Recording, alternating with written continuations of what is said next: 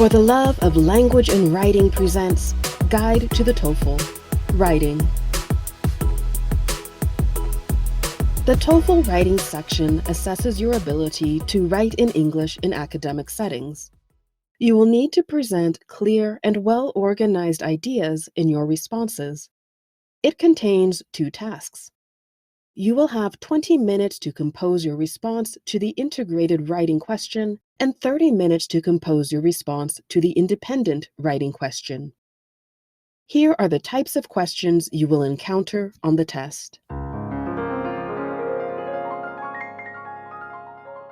For the integrated writing question, you will have 3 minutes to read a text, and then you will listen to a short lecture with a different perspective on the same topic.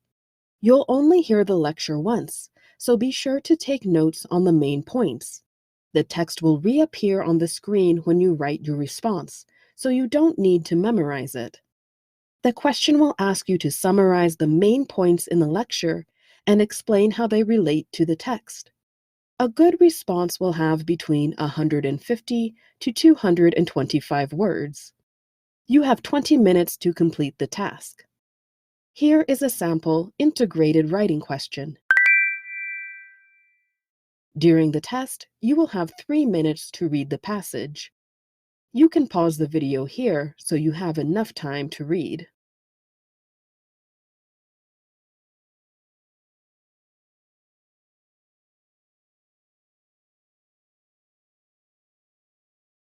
Now, listen to a lecture on the topic you just read about. The Electoral College was established as a compromise between the election of a president by a vote in Congress and by a popular vote of qualified citizens. However, we can see how this system has failed to uphold the values that the Founding Fathers put forth. The idea was that the Electoral College would prevent a population of unqualified voters, by which they likely meant uneducated voters, from electing a person who was unfit to serve as president. Most of the time, the Electoral College vote and the popular vote match, and they both elect the same person to be president. However, we've seen the opposite turn out to be true at several points in history. The reason for this is faithless electors. Normally, the elector votes for the person who won the most votes in their state, but occasionally they vote for another candidate or they turn in a blank ballot.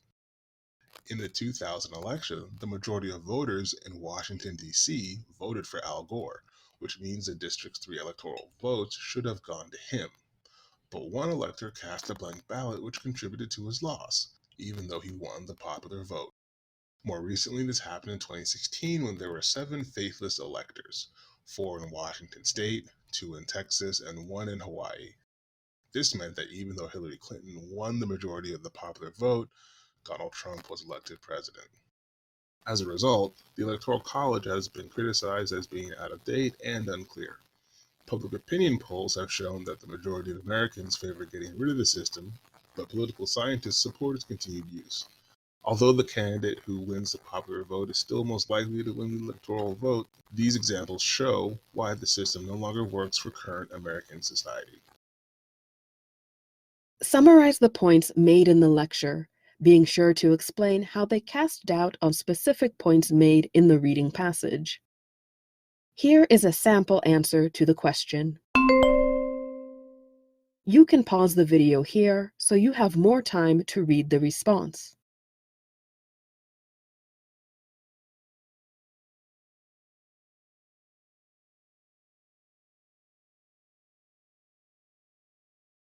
Let's see what makes a good answer for the integrated writing question. First, identify the main idea. The main idea of the reading passage is how the Electoral College system works. The main idea of the lecture is the fact that the system doesn't work as well as intended. Next, find supporting points. The lecture mentions faithless electors and how they affected the outcomes of the 2000 and 2016 elections. Remember that the point of the task is to explain how the lecture relates to the text. If you only summarize the text, then you haven't answered the question. Focus on relevant information. Here, the big ideas are more important than small details. The text mention of the Progressive Era is a small detail, and isn't as important as the big idea of ways in which the Electoral College system can fail. Organize your ideas. Ensure that your essay makes sense when it reads from the first sentence to the last. This means starting with the main idea of your response in the introductory paragraph and using supporting details in the body paragraphs. At the beginning of each paragraph, use a topic sentence that introduces the subject of that paragraph and ensure that the points in the paragraph center around that subject. Use the last paragraph to conclude your ideas. This may seem obvious, but one of the most important parts of the task is using English in the best way possible. This means writing grammatically correct sentences and using appropriate vocabulary. It may be tempting to use big words or write complicated sentences, but this is only helpful if you do so correctly. If you're not sure what a word means, don't use it. Choose a word whose meaning you are sure of. If the structure of a sentence gets too complicated, revise it to be simpler. It's always better to have clear, simple answers rather than ones that are difficult to understand or incorrect. For the independent writing question, you will write an essay based on personal experience in response to a topic you are given. A good response will have at least 300 words. You have 30 minutes to complete the task. Here is a sample independent writing question. Do you agree or disagree with the following statement? Academic grades are the best predictor of success later in life. Use specific reasons and examples to support your answer. Here is a sample answer to the question. You can pause the video here so you have time to read.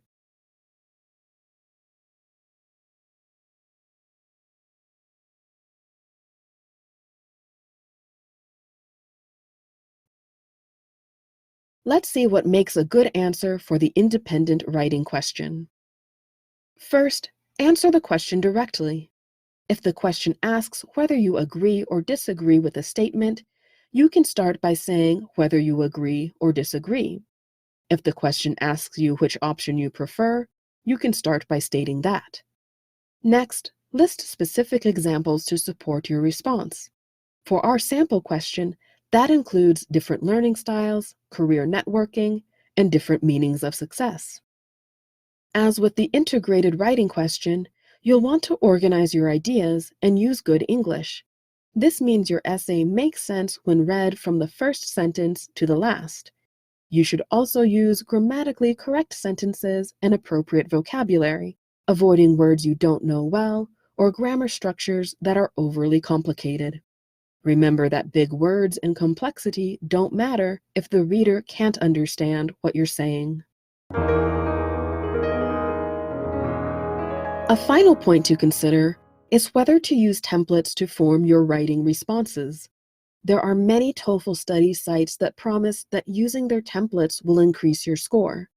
The truth is that templates can be both helpful and harmful.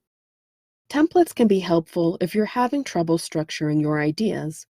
They are most helpful at a lower level of English mastery, as you can depend on the template to drive your answer forward.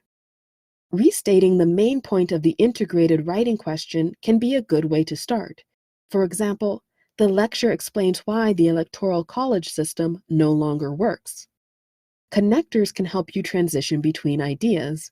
You might say, first, electors are supposed to vote for the candidate their state has chosen, or, however, this does not always happen.